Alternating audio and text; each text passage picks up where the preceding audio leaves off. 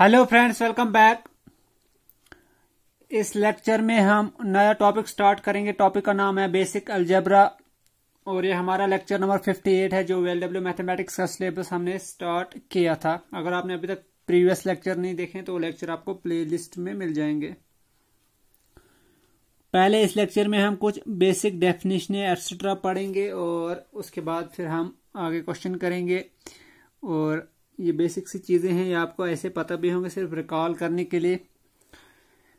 सबसे पहले वेरिएबल क्या होता है। A variable is an alphabet that represents an unknown number और अननोन वैल्यू और अननोन क्वांटिटी। वेरिएबल कोई अल्फाबेट होता है, कोई अल्फाबेट हम यूज करते हैं एज वेरिएबल, या कोई सिंबल जो रिप्रेजेंट करता है किसी अननोन नंबर को या किसी अननोन वैल्यू को या किसी अननोन क्वांटिटी को।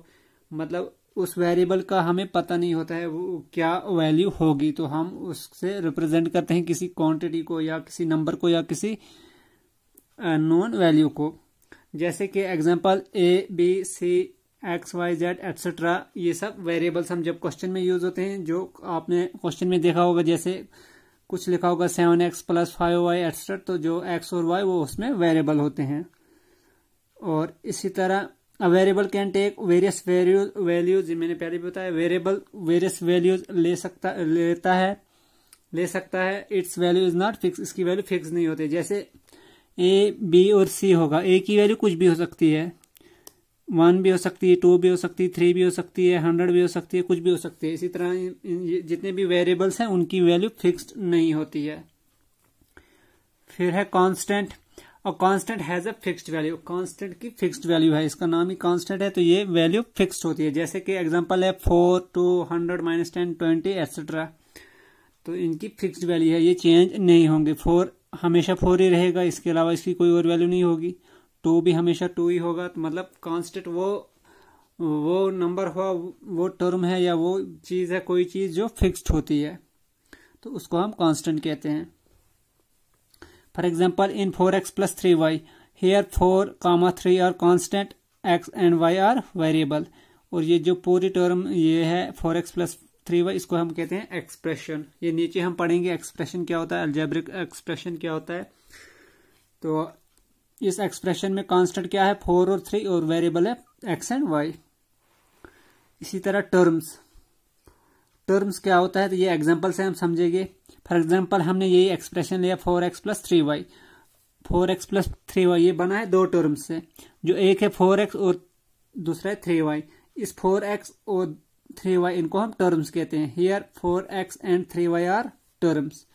एक टर्म ये है, दूसरी टर्म ये है, उनको जब ऐड किया तो हमारे पास बना 4x + 3y। तो ये कंप्लीट जो पूरे है 4x + 3y, इसको कहते हैं अलजेब्रिक एक्सप्रेशन। ये नीचे भी अब हम पढ़ेंगे।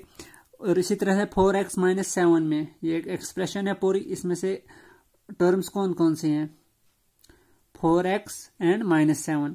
इसी तरह 4x² - 3xy में यहाँ पे दो टर्म्स हैं, 4x, एक है 4x² और दूसरी है -3xy। अगर इस टर्म में इस एक्सप्रेशन में कांस्टेंट देखना हो तो ये 4 और 3 और x और y है कांस्टेंट है, 4 और 3 और x और y है वेरिएबल। इसी तरह से अगर इसमें देखना हो कांस्टेंट, पूरे इसमें एक्सप्रेशन में कांस्टेंट है 4 and -7 and variable is x। ठीक है। अगर खाली इसमें देखना हो 4x में एक टर्म में कांस्टेंट, तो कांस्टेंट है 4 और वेरिएबल है x। अगर खाली इस -7 में देखना हो इसमें कांस्टेंट क्या है, तो कांस्टेंट है -7 नहीं, और वेरिएबल है, वेरिएबल कोई भी नहीं है यहाँ पे। ठीक है। इसी तरह इस 4x² में इस वाली टर्म में, तो इसमें कांस्टेंट है 4 और वेरिएबल है x, दो बार है x, 4x² को हम लिख सकते हैं 4 × x × x, तो x दो बार है यहाँ पे, मतलब वेरिएबल एक ही है, ये दो बार रिपीट हुआ है। इसी तरह से -3xy में कांस्टेंट है -3 और वेरिएबल है x और y, ये एक टर्म है और ये दूसरी टर्म है। अब अलजेब्रिक एक्सप्रेशन क्या होता है। अलजेब्रिक एक्सप्रेशन ये भी हम ऐसे ही समझेंगे एग्जांपल से ही। Terms are added to form expression, term को हम ऐड करते हैं तो वो एक्सप्रेशन बनाते हैं, मतलब अलजेब्रिक एक्सप्रेशन बनाते हैं। जैसे द टर्म 4x एंड -7, ये ऊपर जो हमने एग्जांपल की यही लेंगे। ये दो टर्म्स है 4x और -7, इनको जब हम ऐड करते हैं तो हमें एक्सप्रेशन बनती है 4x -7। बिकॉज जब 4x इसको ऐड करेंगे -7, 4x और -7 को जब ऐड करेंगे तो ये बनेगा 4x -7 ही, ठीक है, प्लस इंटू माइनस आएगा माइनस। तो जब हमने इस टर्म और इस टर्म को ऐड किया तो हमारे पास जो आया रिजल्ट वो बना 4x -7, और ये है, इसको ही हम कहते हैं अलजेब्रिक एक्सप्रेशन। इसी तरह है 4x² और -3x को जब हम ऐड करेंगे तो हमारे पास एक्सप्रेशन बनेगी 4x² - 3xy, क्योंकि 4x² को जब हम -3xy ऐड करेंगे तो ये आएगा 4x² - 3xy। अब है फैक्टर्स ऑफ अ टर्म। ये ऊपर बेसिक सी थी, ये आपको पता भी थी और ये भी पता ही होगा, लेकिन ये थोड़ा हटके है। एग्जाम्पल हम लेंगे तो एग्जाम्पल से ही इसको भी करेंगे। एग्जाम्पल हमने एक्सप्रेशन ली 4x² - 3xy, हमने एक अलजेब्रिक एक्सप्रेशन लिया 4x² - 3xy। तो इसमें दो टर्म्स हैं, consist of two terms 4x² and -3xy। इसमें दो टर्म है इस पूरे एक्सप्रेशन में, एक है 4x² और दूसरा है -3xy। एक टर्म ये है और दूसरी टर्म ये है। The term 4x² is product of, जो ये टर्म है 4x², ये प्रोडक्ट है 4 का, x का और x का। मतलब जो x² है इसको जब देखेंगे, ये मल्टीप्लाई करेंगे x और x को तो हमारे पास x² आएगा, फिर 4 से करेंगे बना 4x²। मतलब जो ये टर्म है 4x² ये प्रोडक्ट है किस किस का, 4 का, x का और x का। तो मतलब इन तीन चीजों का ये प्रोडक्ट है। तो we see that 4, x are the factor of the term. तो जिनका ये प्रोडक्ट होती है ये टर्म, तो वो ही इसके फैक्टर्स होते हैं। मतलब 4x² एक टर्म है, इसके किस किस का प्रोडक्ट है ये 4, x, y का, ये x का, 4x x का है। तो इसके जो फैक्टर कौन कौन से होंगे, 4x x, यही इसके फैक्टर होंगे जिनके प्रोडक्ट से ये टर्म बनी है, ठीक है। We see that 4x x are the factors of the term 4x²। इसी तरह यहाँ पे नोट लिखा, term is a product of its factor. एक तरह से ये डेफिनेशन भी बनी है हमें टर्म की। एक जो टर्म होती है वो प्रोडक्ट है अपने फैक्टर्स का। जैसे इधर भी हमने देख लिया 4x² एक टर्म है और इसके फैक्टर्स हैं 4x x, और इनके प्रोडक्ट से ही ये बनता है 4x²। इसी तरह से द टर्म -3xy, जो इस एक्सप्रेशन में -3xy है, ये प्रोडक्ट है किसका, -3 का, x और y का। इन तीन चीजों का प्रोडक्ट है ये, और इन तीन चीजों के प्रोडक्ट से बनी ये term. The term -3xy is a product of factors -3xy, ठीक है। इसके फैक्टर कौन कौन से हैं इस -3xy के, -3x एंड y। फैक्टर्स मतलब वो चीज जो इसको डिवाइड करते हैं। ये हमने पढ़ा लेक्चर नंबर 5। फैक्टर्स को हम डिवाइजर्स भी कहते हैं। तो ये हुआ फैक्टर ऑफ अ टर्म। और नेक्स्ट है कोफिशिएंट्स। कोफिशिएंट्स क्या होते हैं, we write a term as product of factors. ये मैंने पीछे बताया, term is a product of its factors, ठीक है। ये जो नोट हमने लिखा, हम किसी टर्म को लिखते हैं as product of factors. One of this factors may be numerical and the others algebraic. Algebraic मतलब दे कंटेन वेरिएबल, जैसे x और y। किसी टर्म को हम लिखते हैं प्रोडक्ट ऑफ इट्स फैक्टर्स, उसमें से एक कोई होगा न्यूमेरिकल फैक्टर और बाकी होंगे अलजेब्रिक फैक्टर्स। जैसे पीछे था कुछ -3xy था, उसमें x और y अलजेब्रिक फैक्टर्स थे और -3 उसका न्यूमेरिकल फैक्टर था। The numerical factor is said to be numerical coefficient or simply the coefficient of the term. जो न्यूमेरिकल फैक्टर है उसको हम फिर न्यूमेरिकल कोफिशिएंट या सिंपली कोफिशिएंट भी कहते हैं, ठीक है। एग्जाम्पल 5xy है हमारे पास, ये एक टर्म है, यहाँ पे 5 कोफिशिएंट है इस टर्म का, ठीक है। और ये को अगर ऐसे भी देखा जाए तो ये इन जो रिमेनिंग जो है 5 के अलावा इस टर्म में नंबर्स, तो वह है x और y, तो इनका भी ये कोफिशिएंट है। It is also coefficient of x y। लेकिन इन जनरल अगर पूछा जाए x का कोफिशिएंट क्या होगा इसमें, तो x का कोफिशिएंट है, जैसे 5 है कोफिशिएंट x और y का इस टर्म में, इसी तरह x का कोफिशिएंट कौन होगा, जो रिमेनिंग बचते हैं 5y x को छोड़ के। इसी तरह से y का कोफिशिएंट क्या बचता है y को छोड़ के, यहाँ पे 5x। ये नीचे में बताऊंगा इन जनरल। लेकिन अगर कुछ नहीं दिया होगा ऐसे नहीं बताया होगा कि x का क्या है, y का क्या है या 5 का क्या है।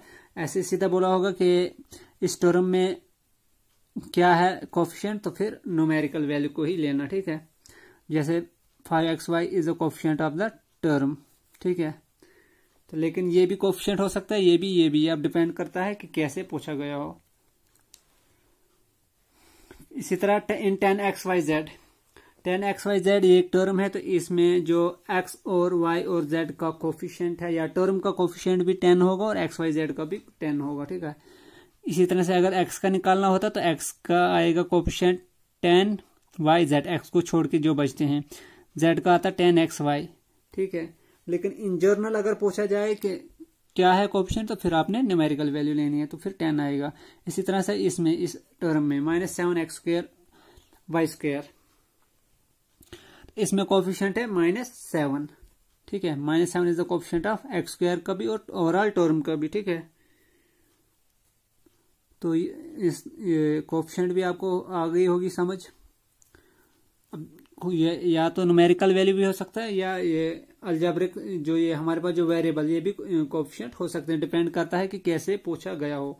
अगर पूछा गया हो कि x का, मैंने पहले भी बोला, अगर x का क्या कोफिशिएंट है इस टर्म में, तो आएगा 5y, x को छोड़ के y का क्या है, आएगा 5x। अगर जर्नल में पूछा होगा कि सीधा कुछ नहीं बोला होगा कि किसका, सीधा बोला होगा इस टर्म का, इस पूरी टर्म का क्या है कोफिशिएंट, तो फिर हमने न्यूमेरिकल वैल्यू लेनी है, तो वो है 5। अब है when the coefficient of a term is 1 it is usually omitted.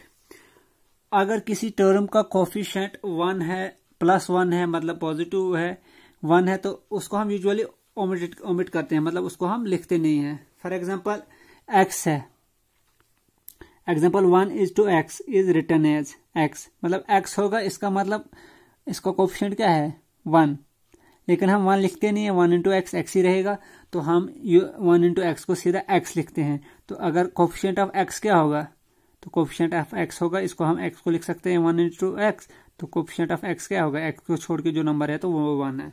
तो कुछ लोगों को यहाँ पे कंफ्यूजन भी होता है कि for example coefficient of x निकालना हो, तो वो सोचते हैं कि x के पीछे कुछ भी नहीं है तो 0 नहीं होगा, क्योंकि अगर 0 होता तो 0 × x ही 0 बनता है पूरी टर्म, तो लेकिन 0 नहीं है, तो x को ही हम लिख सकते हैं x × 1, तो x का कोफिशिएंट क्या होगा 1, मतलब x को छोड़ के जो बचता है हमारे पास तो वो है 1। और इसी तरह से 1 × x² y², इसको हम लिख सकते हैं x² y², मतलब 1 को हम लिखते नहीं है, क्योंकि 1 को लिखने या ना लिखने से इसमें कोई फर्क नहीं पड़ेगा मल्टीप्लाई करने से। तो 1 × ये थिंग करेंगे तो यही आएगा x² y², तो हम जो है 1 लिखते नहीं है, हम सीधा डायरेक्टली लिखते हैं x² y²। तो अगर इसका ही हमने कोफिशिएंट ढूंढना हो x² y² का, तो वो क्या होगा, x² y² को हम लिख सकते हैं 1 × x² y², तो coefficient of x² y² is 1, hence coefficient of x² y² is 1। तो इस चीज का खास ख्याल रखना कि अगर कोई सीधा वेरिएबल होगा, जैसे इधर x था या ये होगा x² y², तो वहां पे पूछा हो कोफिशिएंट क्या होगा, तो कोफिशिएंट हमेशा वहां पे +1 होगा। अगर यहाँ पे माइनस होता, यहाँ पे माइनस होता, तो फिर कोफिशिएंट इधर -1 आता, इधर भी कोफिशिएंट -1 आता। तो वो नेक्स्ट स्टेप में है। Also the coefficient -1 is indicated only by minus sign. ऊपर हमने पढ़ा कि जो कोफिशिएंट ऑफ टर्म अगर +1 होगा तो उसको हम सीधा ओमिट ही करते हैं, क्योंकि वो पॉजिटिव है, तो हम 1 × लिखते नहीं है, हम सीधा फॉर एग्जांपल 1 × x होता है, उसको हम लिखते हैं x। लेकिन जब -1 होगा कोफिशिएंट, तो हम -1 नहीं लिखते हैं, हम सीधा माइनस साइन लगाते हैं। फॉर एग्जांपल -1 × x है, तो इसको हम लिखते हैं सीधा -x, हम ये 1 × x नहीं लिखते हैं, हम सीधा -1 x को लिखते हैं सीधा एज -x, ठीक है। मतलब 1 नहीं लिखते हैं, इधर भी 1 था कोफिशिएंट, इधर भी नहीं लिखते, और इधर -1 था तो माइनस लिखा हमने, लेकिन 1 नहीं लिखा। इसी that is coefficient of -x is -1। तो इसी तरह से अगर -x का कोफिशिएंट देखना हो हमने, तो -x को चूंकि हम ऐसे लिख सकते हैं, तो -x का कोफिशिएंट आएगा नहीं,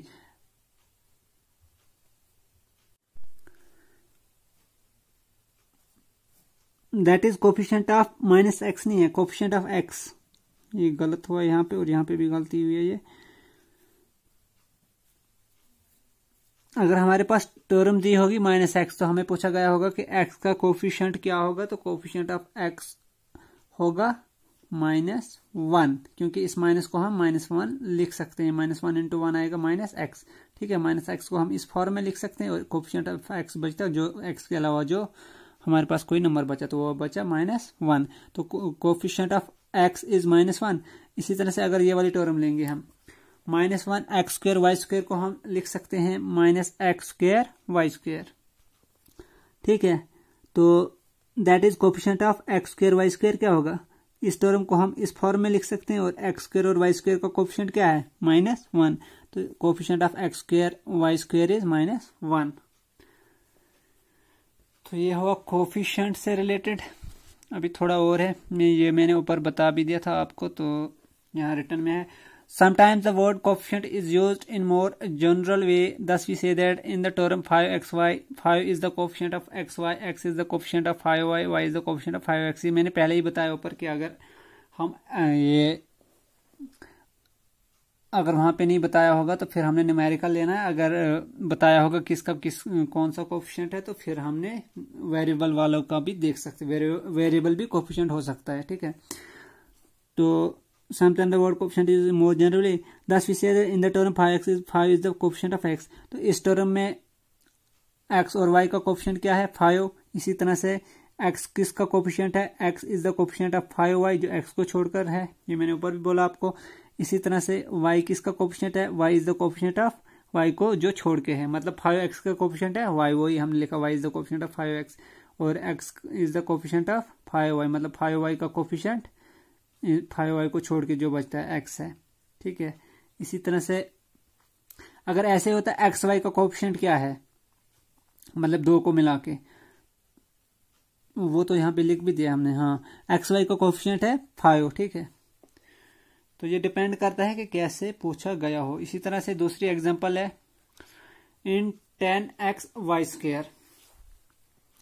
10x y² में 10 कोफिशिएंट है इन रिमेनिंग टर्म्स का, इन जो ये रिमेनिंग हमने यूज किया है इसमें नंबर्स, तो 10 है, 10 is the coefficient of xy², x is the coefficient of x को छोड़ के जो बचता है वो है 10y², x is the coefficient of 10y² and y² is the coefficient of 10x, ठीक है।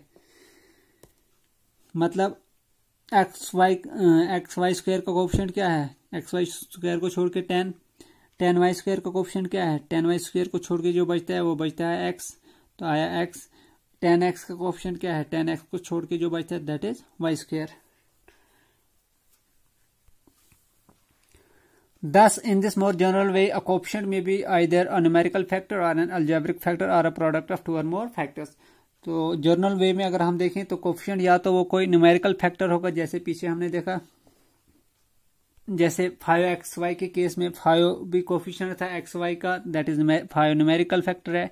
इसी तरह से या कोई अलजेब्रिक फैक्टर भी हो सकता है कोफिशिएंट, जैसे x था ये कोफिशिएंट 5y का, या y कोफिशिएंट था 5x का, या प्रोडक्ट ऑफ 2 और मोर फैक्टर्स, या तो वो प्रोडक्ट होगा 2 या 2 से ज्यादा फैक्टर्स का, जैसे y² है पीछे y² था कोफिशिएंट कुछ जैसे y² था कोफिशिएंट 10 और x का, 10x का, तो y² बनता है प्रोडक्ट से, y और y की प्रोडक्ट से, दैट इज वो दो फैक्टर के प्रोडक्ट से बनता है। तो इस तरह से कोफिशिएंट या तो न्यूमेरिकल फैक्टर होगा या कोई अलजेब्रिक फैक्टर, जैसे अलजेब्रिक फैक्टर मतलब वेरिएबल x और y, या फिर प्रोडक्ट होगा दो या 2 से ज्यादा फैक्टर्स का।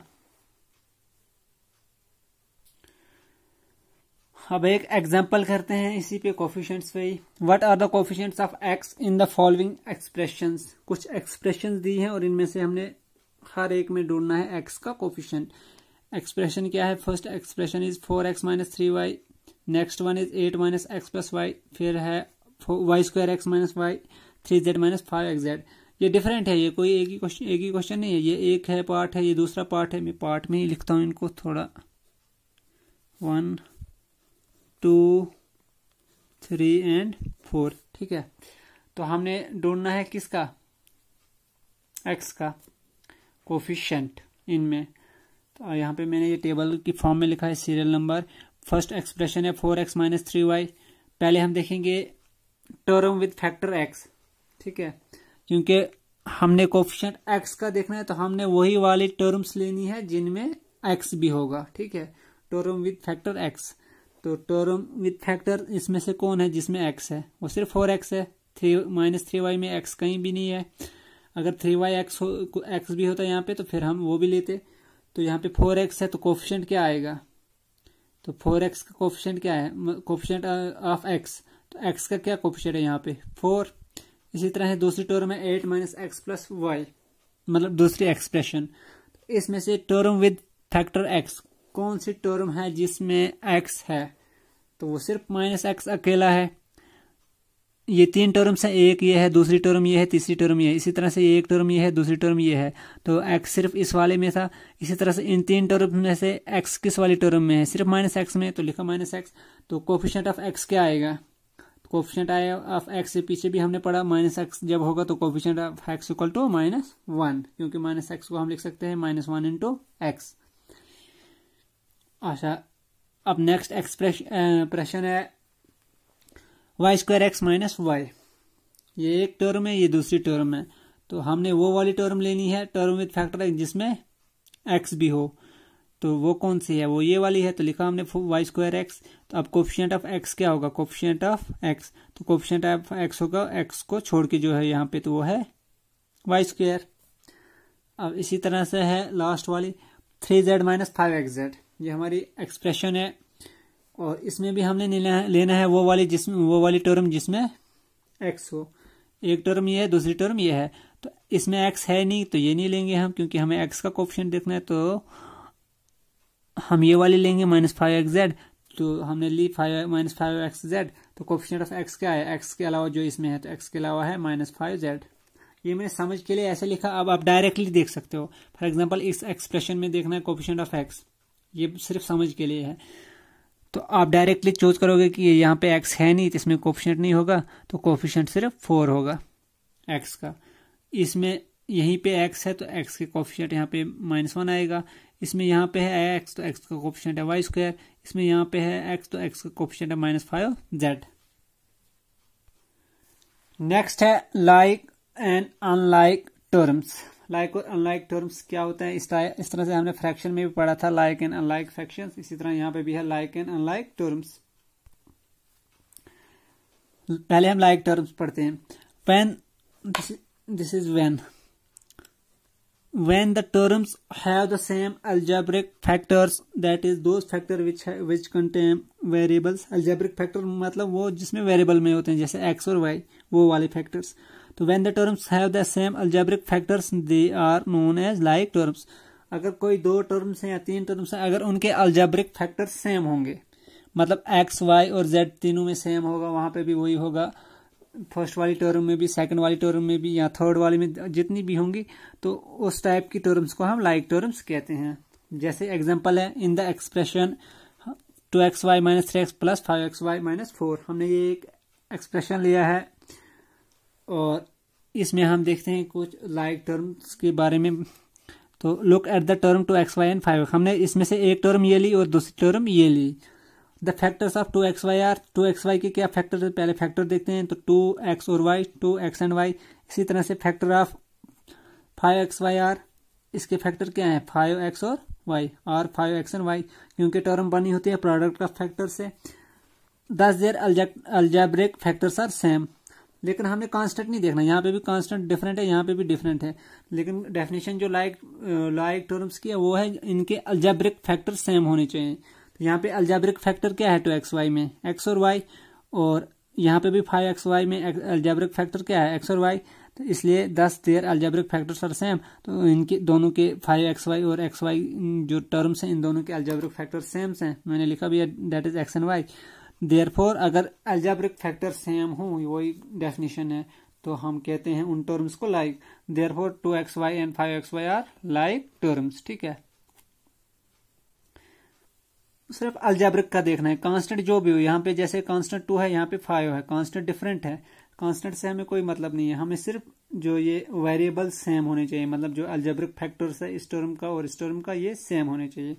हाँ, अगर इधर एक भी ज्यादा होता, कुछ और होता, यहाँ पे नहीं होता, फॉर एग्जाम्पल इधर z होता और इधर w होता, फिर यहाँ पे एक फैक्टर डिफरेंट था, तो फिर ये लाइक नहीं बनते। यहाँ इधर एक होता, इधर नहीं होता, इधर सिर्फ 5xy होता, इधर z होता, तो फिर भी नहीं लाइक बनते क्योंकि इधर z था एक फैक्टर, इधर नहीं था। तो वो अनलाइक में हम देखेंगे। अनलाइक की डेफिनेशन अब पढ़ते हैं। Unlike terms when the terms are different when the terms have different algebraic factors they are known as unlike terms। जब टर्म्स के डिफरेंट अल्जेब्रिक फैक्टर्स हों, ठीक है, तो उनको कहा जाता है अनलाइक टर्म। मतलब लाइक टर्म्स का सीधा रिवर्स। लाइक टर्म में हमने देखा था अल्जेब्रिक फैक्टर्स सेम होने चाहिए, तो लेकिन यहाँ पे डिफरेंट होने चाहिए। एग्जांपल इसी में हम देखेंगे, जो ये एक्सप्रेशन लिया है हमने 2xy minus 3x plus 5x minus 4, इसमें ही हम देखेंगे 2xy और माइनस 3xy को चेक करते हैं कि ये लाइक हैं कि अनलाइक हैं, ठीक है। अब देखो example, the terms 2xy and minus 3x have different algebraic factors. मैंने सीधा लिख दिया 2xy और माइनस 3x के डिफरेंट अल्जेब्रिक फैक्टर्स हैं। कैसे डिफरेंट है अल्जेब्रिक फैक्टर्स, हमने ये वाले देखने हैं, x और y। इसका एक फैक्टर है अल्जेब्रिक x, दूसरा है y, लेकिन इसका सिर्फ अल्जेब्रिक फैक्टर x है। तो यहाँ पे y एक्स्ट्रा है, तो y यहाँ पे है नहीं, तो मतलब एक डिफरेंट है अल्जेब्रिक फैक्टर। तो अगर एक भी डिफरेंट होगा तो इनके अल्जेब्रिक फैक्टर मतलब डिफरेंट है, तो ये अनलाइक कहलाएंगे, दे आर अनलाइक टर्म्स, ठीक है। अगर यहाँ पे भी y होता तो फिर ये भी सेम बन जाती, तो ये बन जाते like term. Similarly 2xy and 4 are unlike terms। 2xy एक टर्म है, y दूसरी टर्म है, ये 4 दूसरी टर्म है, और इसके जो है वो अल्जेब्रिक फैक्टर x और y है, और इसमें कोई x भी नहीं है, y भी नहीं है, तो इस वजह से ये इनके अनलाइक, ये जो अल्जेब्रिक फैक्टर से डिफरेंट है, तो ये अनलाइक टर्म्स हुई। इसी तरह minus 3x and 4 are unlike terms. इसमें जो है अल्जेब्रिक फैक्टर है x, इसमें कोई भी नहीं है अल्जेब्रिक फैक्टर, तो इसलिए ये दोनों अनलाइक टर्म्स हुई। हमने सिर्फ अल्जेब्रिक फैक्टर्स का देखना है, कांस्टेंट नहीं देखने हमने। फिर है definition monomial. An expression with only one term is called a monomial. एक एक्सप्रेशन, अल्जेब्रिक एक्सप्रेशन जिसमें सिर्फ एक टर्म हो, उसको हम कहते हैं मोनोमेल। एग्जाम्पल, जैसे ये एक एक्सप्रेशन है 7xy, इसमें एक ही टर्म है, कोई और नहीं है, प्लस समथिंग नहीं है या माइनस कुछ भी नहीं है, सिर्फ एक है, तो ये मोनोमेल की एग्जांपल है। इसी तरह से माइनस 5m, ये भी अलजेब्रिक एक्सप्रेशन है, इसमें भी एक ही टर्म है। 3z², इसमें भी एक ही टर्म है। 4 है, इसमें भी एक ही टर्म है, that is constant term 4। Binomial, an expression which contain 2 unlike terms is called a binomial. एक एक्सप्रेशन जिसमें 2 अनलाइक टर्म हो, 2 टर्म्स हो लेकिन अनलाइक होनी चाहिए, मतलब उनके अलजेब्रिक फैक्टर्स डिफरेंट होने चाहिए, तो उस एक्सप्रेशन को हम कहते हैं बाइनोमियल। जैसे एग्जांपल x प्लस वाई, इसमें 2 टर्म है, एक x और दूसरी y है, और दोनों के फैक्टर्स डिफरेंट है, इसका अलजेब्रिक फैक्टर x है, इसका y है, तो ये अनलाइक टर्म्स है। 2 अनलाइक टर्म को जोड़ के बनाई ये एक्सप्रेशन, तो ये हुई बाइनोमियल की example.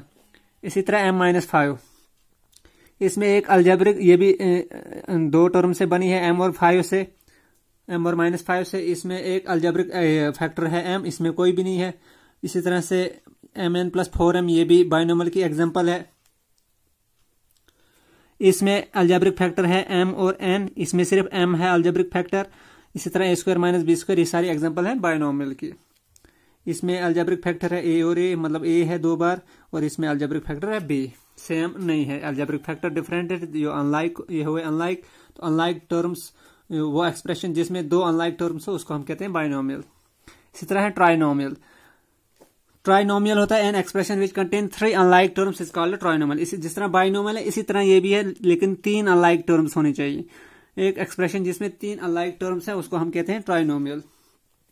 Example 3x² minus 5x plus 2, इसमें 3 टर्म है, एक ये, दूसरी ये और तीसरी ये, और इसका अलजेब्रिक फैक्टर x है, मतलब 2 बार x है। इसका अलजेब्रिक फैक्टर है सिर्फ x, मतलब इसमें ज्यादा है, और इसमें अलजेब्रिक फैक्टर कोई भी नहीं है, तो तीनों अनलाइक टर्म्स है, तो ये हो गई ट्राइनोमियल की एग्जांपल। इसी तरह m प्लस n प्लस 10, ये 3 टर्म से बना है, m, n और 10 से। इसमें अलजेब्रिक फैक्टर m है, इसमें अलजेब्रिक फैक्टर n है, और इसमें कोई भी नहीं है, तो ये भी अनलाइक टर्म्स है तीनों, और तीनों के सम से बनाई गई है ये एक्सप्रेशन, तो ये है ट्राइनोमियल की एग्जांपल। अब है कुछ ये नोट ही समझो, एक तरह से है। The expression a plus b plus 5 is not a trinomial, it contains 4 terms. a plus b plus 5 ये ट्राइनोमियल नहीं है। क्यों नहीं? क्योंकि इसमें 4 टर्म्स हैं। एक ये है, दूसरी ये है, तीसरी ये है, चौथी, और चारों अनलाइक हैं। देखो अब इसमें अलजेब्रिक फैक्टर क्या है? a और b। इसमें सिर्फ a है, इसमें सिर्फ b है, और इसमें कोई भी नहीं है। मतलब चारों में जो अलजेब्रिक फैक्टर हैं वो डिफरेंट है। तो इसलिए ये 4 टर्म से बनी है, तो 4 टर्म से बनी होगी तो ये ट्राइनोमियल नहीं होगी। The expression x plus y plus 5x is not a trinomial as the term x and 5x are like terms. ये वाली एक्सप्रेशन जो है x plus y plus 5x, ये ट्राइनोमियल नहीं है। क्यों नहीं है? क्योंकि ट्राइनोमियल में 3 टर्म्स तो होनी चाहिए, लेकिन तीनों अनलाइक होनी चाहिए। इसमें जो x और 5x है ये लाइक टर्म्स हैं, ठीक है। इसका भी अलजेब्रिक फैक्टर x है और इसका भी अलजेब्रिक फैक्टर x है, तो इनको हम लाइक टर्म्स को ऐड कर लेंगे तो ये बनेगा y प्लस 5x। जैसे मैंने लिखा है, it can be written as x plus y plus 5x equal to y plus 6x। मतलब x और 5x को हमने ऐड किया, x और 5x को बना y प्लस 6x, तो ये बनी विच इज अ बाइनोमियल। अब ये 2 अलजेब्रिक फैक्टर हैं, इसमें 2 टर्म से बना है, इसमें अलजेब्रिक फैक्टर y है और इसमें x है, दोनों डिफरेंट है, तो ये बाइनोमियल है। 2 अनलाइक टर्म से बनी है तो ये हुई बाइनोमियल। तो कभी कभी ऐसे भी हो सकता है, तो आपने वो पहचान लेना है कि लाइक है कि अनलाइक है। तो अब इसमें लाइक इसलिए था क्योंकि इसका भी अलजेब्रिक फैक्टर x है और इसका भी x है, तो उसका मतलब ये एक ही टर्म है, 2 इनको हम क्लब कर सकते हैं।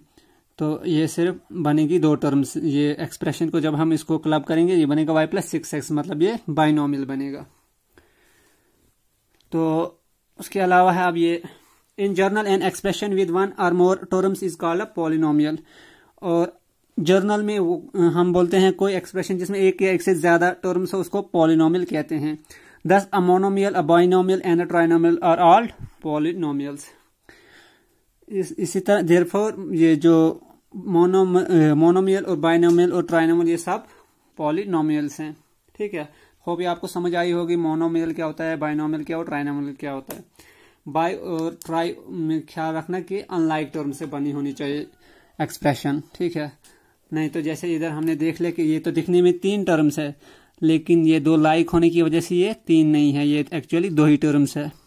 एक वाली ये और एक वाली ये, मतलब अनलाइक टर्म्स 2 ही हैं, तो हमने अनलाइक चेक करना है। तो होप आपको ये समझ आई होगी। तो इस लेक्चर को कंक्लूड करते हैं। नेक्स्ट लेक्चर में हम पढ़ेंगे इसके रिलेटेड क्वेश्चंस। तो ये बेसिक चीजें थी, लेकिन ये कंसेप्चुअल चीजें हैं, ये पता भी होनी चाहिए और एग्जाम में आ भी सकती है।